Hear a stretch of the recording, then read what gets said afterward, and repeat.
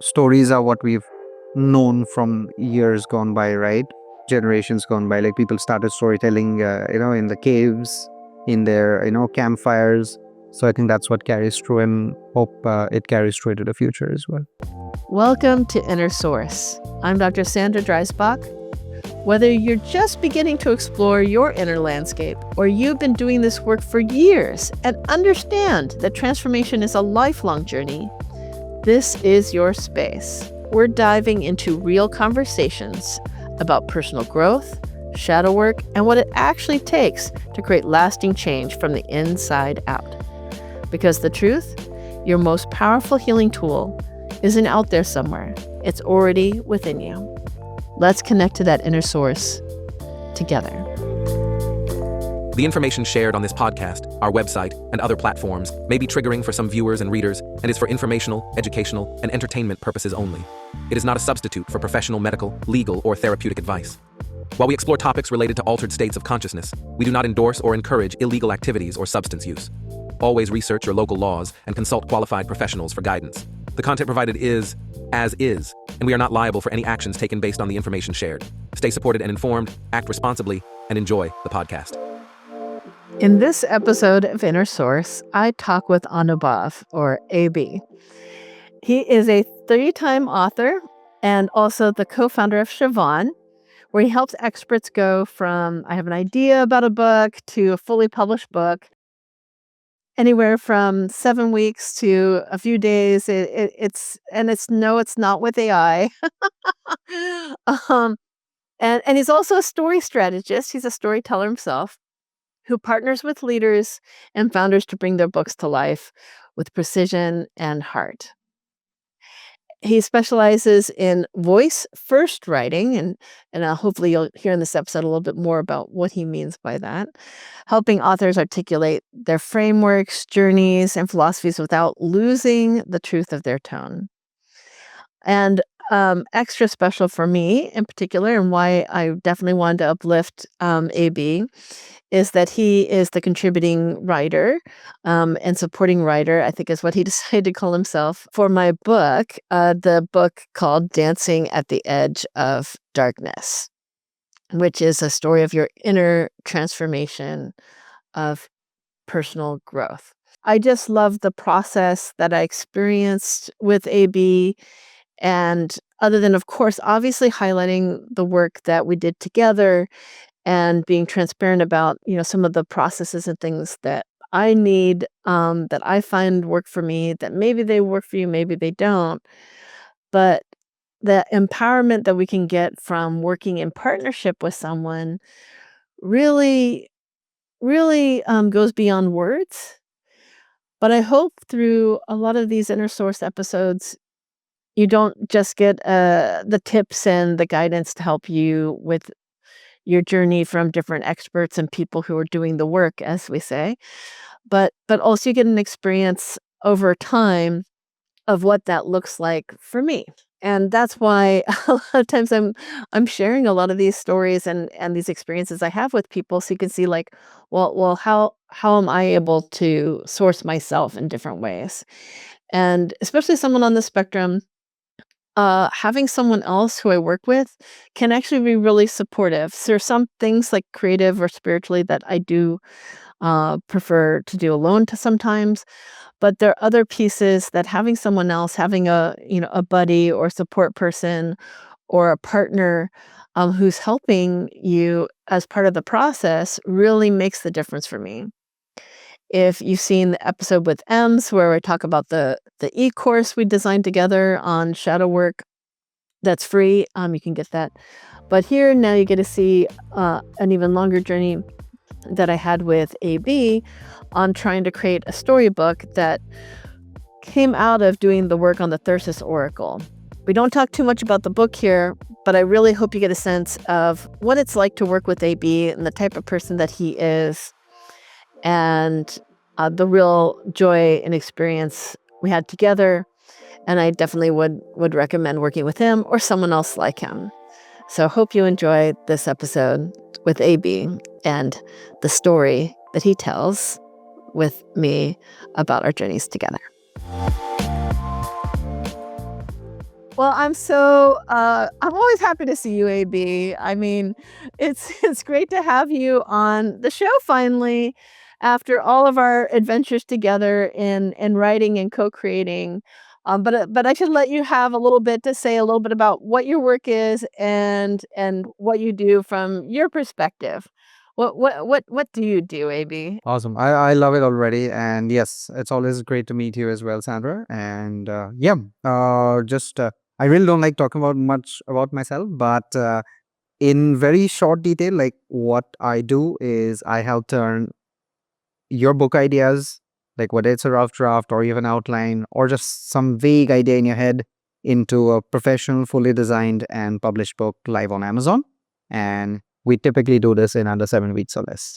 It's 7 weeks. So, I mean, granted, our adventure was different, and maybe we should just dive in here.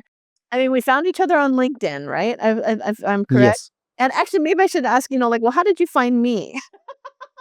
Yeah, that's a great question. Actually, like what I and people have asked me this before as well is like more often than not, I kind of look at like I don't want to call it weirdness, but the uniqueness in people, right? And it It's okay. shines You can through call me whether weird. I'm not it's offended. no, no, I appreciate that. And I think like when you see that, whether it's in a post or a line they wrote in the bio, or could be a photo they posted, right? It kind of hooks me into that because I always believe everyone has one or two stories in them that can be a book, that can be just worth sharing. So yeah, I think that's what caught my eye in the first place. Well, oh, thank you, Amy. I appreciate the compliment that I was weird enough to but not too weird that you didn't feel unsafe to approach me, I guess. I've been working on different obviously I have a PhD, so I've worked on books and things like that before, more academic in style, and I've been searching for a way to find my voice in a new way, in more of how I approach things, and obviously you may go like, "Why am I looking for my voice if I have a podcast?" But, it's different when you write. It's different when you write, and and and I'm sure you can appreciate this, AB, because, like, what really excited me about you and your work was how you basically companion people and work with people side by side. You're not writing for me per se, and you're not forcing me to write, but it really was an experience together and trying to share the story I wanted to share. And you really hold space for that. I think we think of facilitators in a particular way, but I think to be able to help people bring their writing to life is a really beautiful gift that you have. So I wanted to take at least a moment right now to thank you for supporting me in that journey right now before we lose any time. I appreciate that. I appreciate it. And it's a very important thing as well because a lot of the time, like people are always worried, like if I give it to someone to write it, like will I lose my voice, or will I just lose out on that personality or my perspective on it, right? And I think what we did and what I do as well is like that's very important. Like if that part is not like nailed from the beginning, and if we don't have that alignment, whether it's the outline, whether it's the first draft itself, right? Things can go very wrong very quickly, and you might end up with something that doesn't feel like you. And maybe I should ask before we get too much about like things that we did together. How did you get into doing this work? It's a multiple things that come into the play here with because I loved reading from like a very young age, like when I was like probably 12, 11 years old. And then the writing part started, I would say 2013-ish when I just entered college. And that never stopped. Of course, back then it was more like fictional writing, which I still do on and off nowadays. But like that storytelling aspect of me has never stopped. And when I found that like I could just do this all the time, like that was a win-win for me. Like love what you do, right? So that's what I do keep doing now. I love it. And what's one of your most favorite stories that inspire you? I think like one book that I always keep going back to is the book Atlas Shrugged by Ayn Rand. And No, tell me no. No, really? yeah, I mean, I have to share that because like not No, I for what, appreciate your honesty. It takes a brave yeah, person to admit like, this. and I know like a lot of people like go either way on like her philosophy and what she said there. Well, she's an egoist, right? Like, just to be straight up with people, an ethical egoist. You have to make it about you. and that you are morally obligated to make it about you. But I want you to say, wait, what is it about Atlas Shrugged that you love? Yeah, so at that age when I was like what, 17, 18 years old, so I was not grasping the concepts. I was more drawn in by the writing of it, in terms of how she was creating the scene, the imagery behind it, right? Because that's purely fiction, how she was writing that book. And that's what caught my eye, because back then, like, in a way, you're trying to copy others and see what's what and how you can kind of embody that. And that's what got me writing. Like, if someone can, like, create such vivid scenery and create a storyline, that kind of hooks you in. Yeah, and that's what got me started in the first place, for sure. No, I love that. And actually I really resonate with that. I didn't realize we had this part in common because it was Albert Camus, L'étranger, The Stranger, when I got introduced to it in high school, and I didn't understand the concepts of, existentialism and things like, and it's like those sort of stories that not just captivate you, but invite you to understand. Yeah, exactly. Like, it's not a straightforward, like, like, that's why I say, like, in nonfiction books, and I think what we did with yours as well, right? And we'll dive into details for that. But it's like a lot of people think they're storytelling, but they are just saying facts, right? This happened, then this happened, then this happened. It's like a courtroom kind of reading.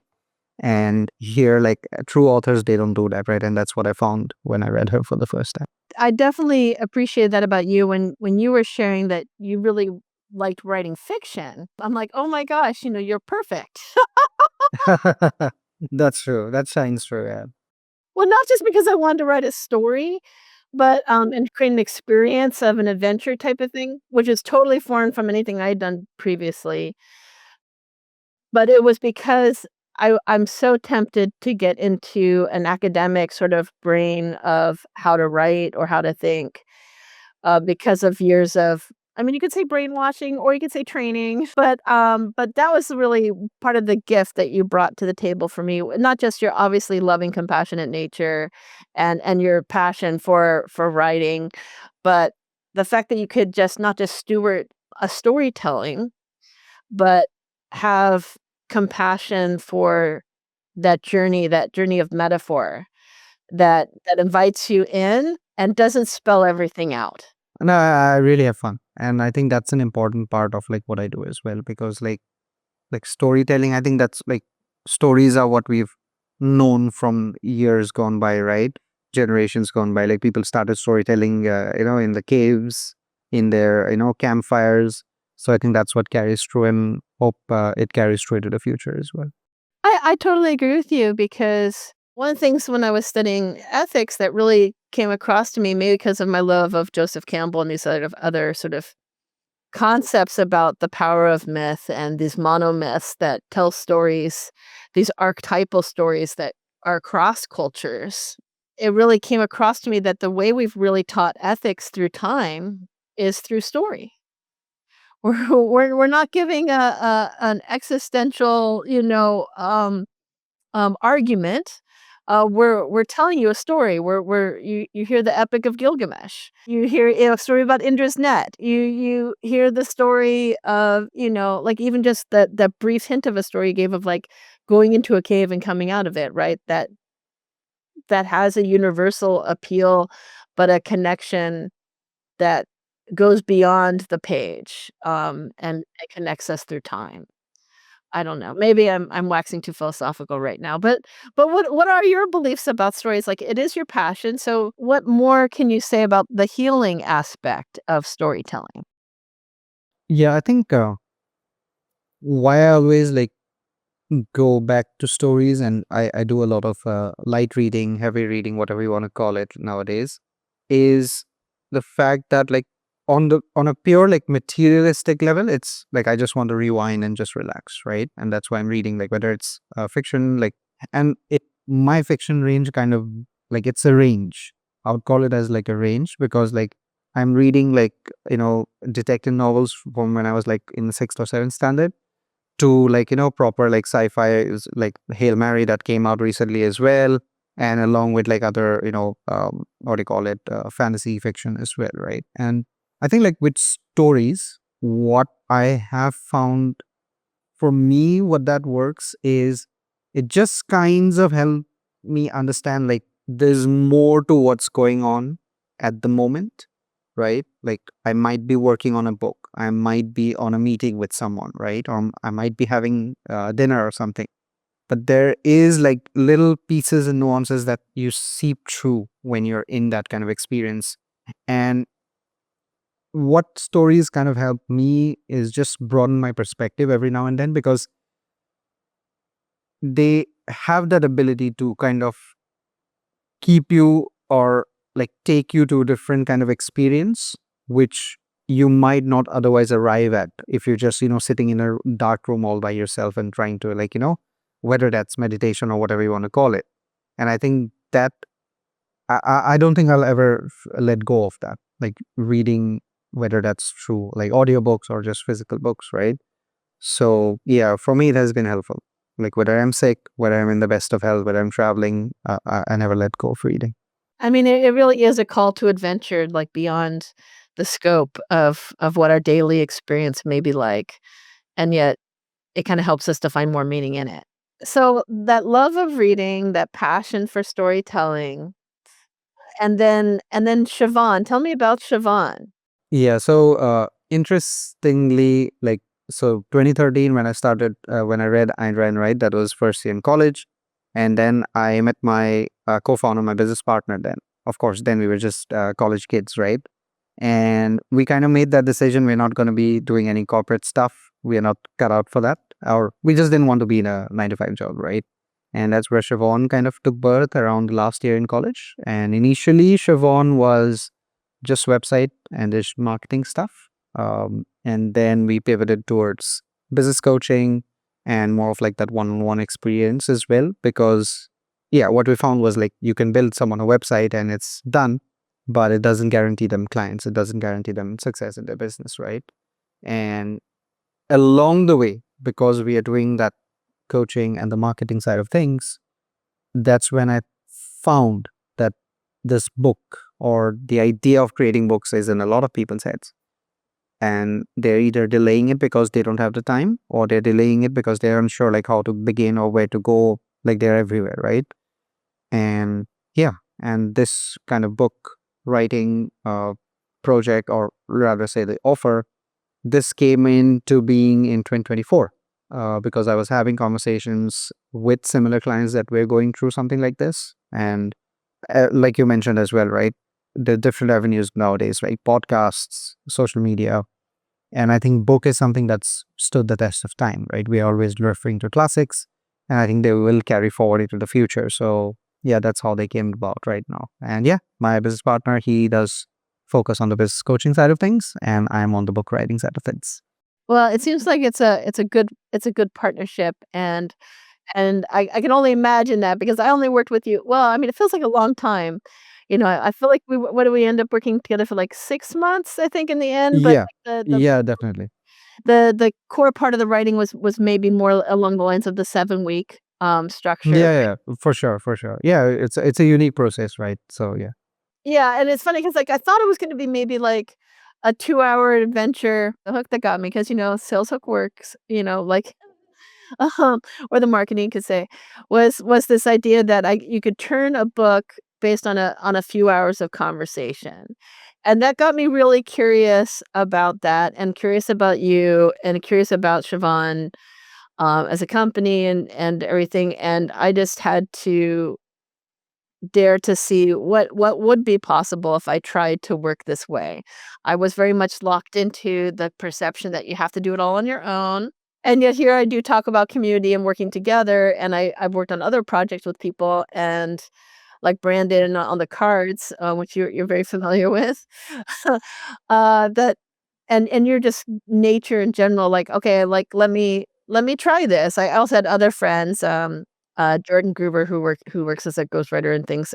Some people may know him from the psychedelic space. That element of a lot of these books that are in the world, a lot of these projects, like, even the project I did with Ems on, the e-course, that really we're stronger when we work in relationship, and I cannot say how much stronger and how much more empowered I was with working with you, AB. What helps guide your process when you work with someone for the first time to help them?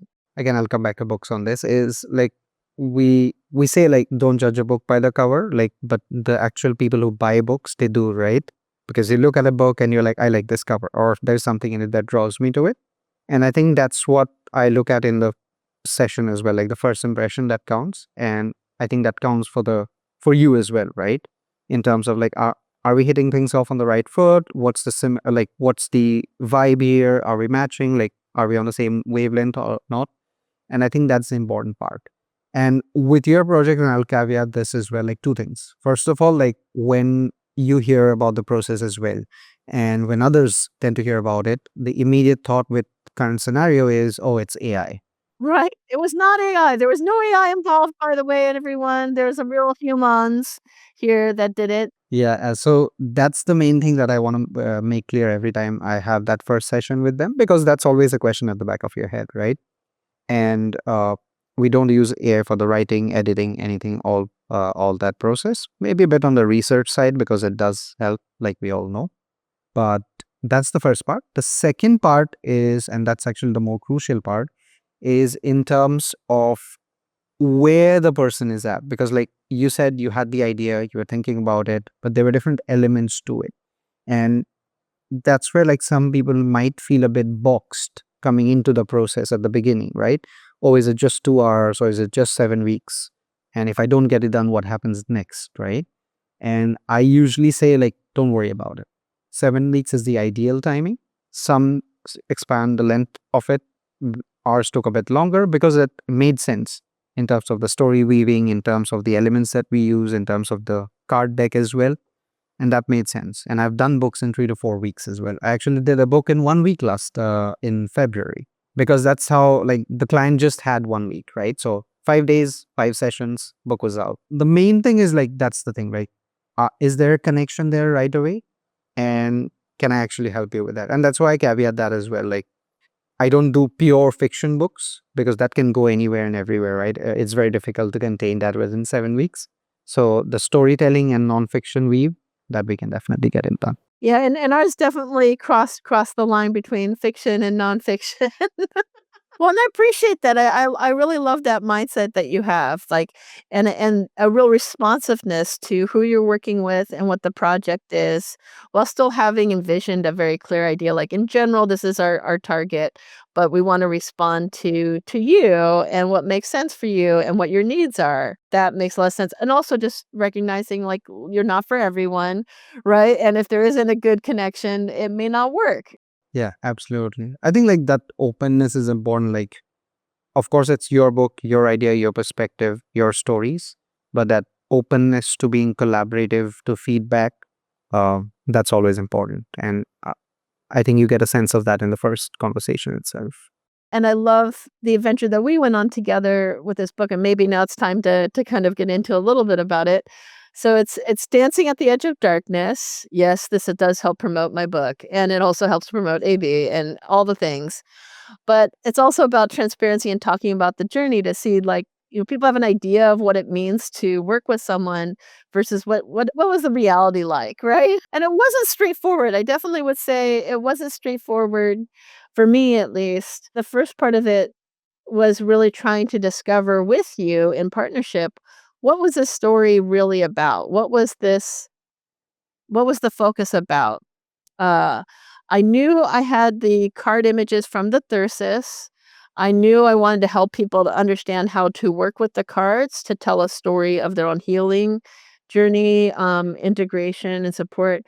I had the idea of, sort of that that monomyth of the hero's journey.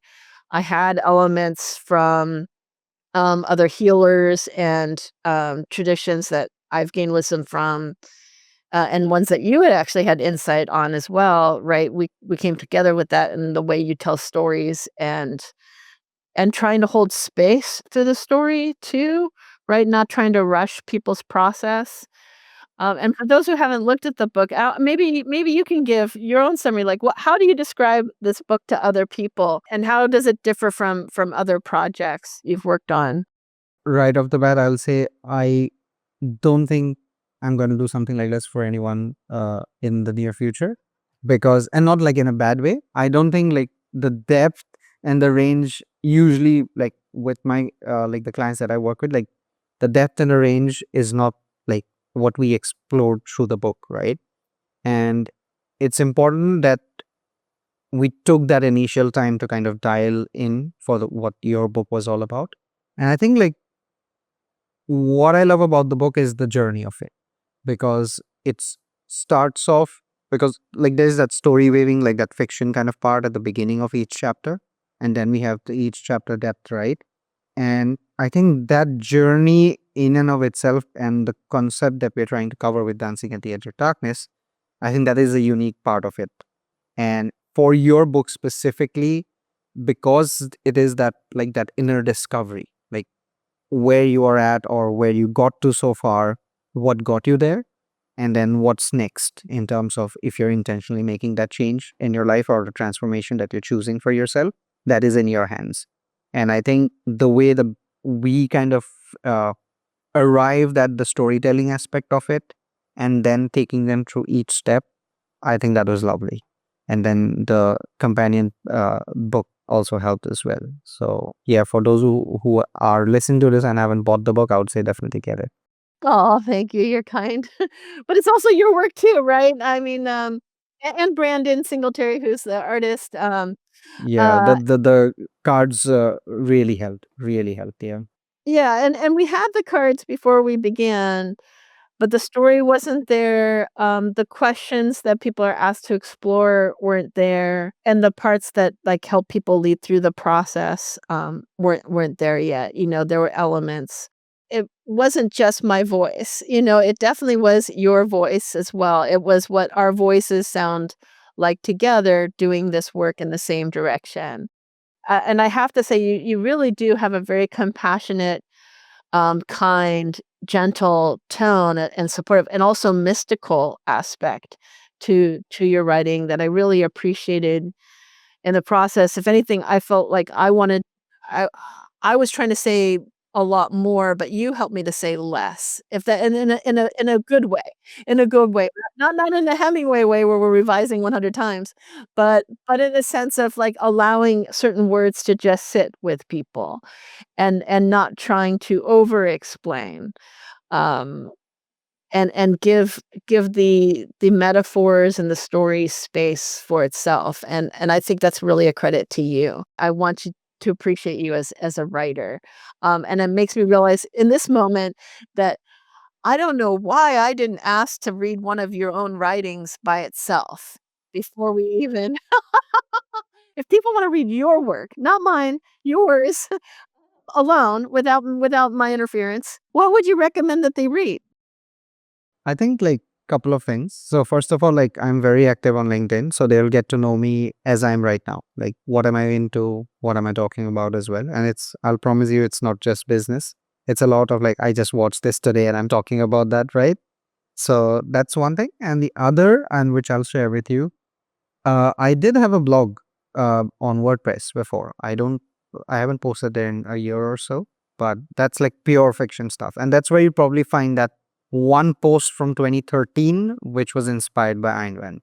So yeah, maybe that'll be fun. If someone's curious about, you know, doing the sort of inner journey themselves on writing their own work, whether they work with you or not, what would you recommend people do?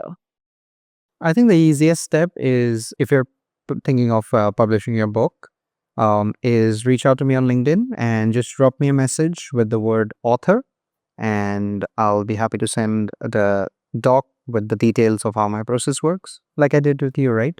And simple, straightforward. And any questions on that, I'm happy to answer them. I'm very active on LinkedIn, so yeah, that's the best place to get. And this is obviously the Inner Source podcast, so we're focusing on like that inner source of things that support you and guide you for someone who doesn't get the opportunity to work with you, or for someone who's looking for that inner guidance on the adventure of writing. What sort of words of wisdom do you have for people? Just to keep it short, because there's a lot of words of wisdom that I have.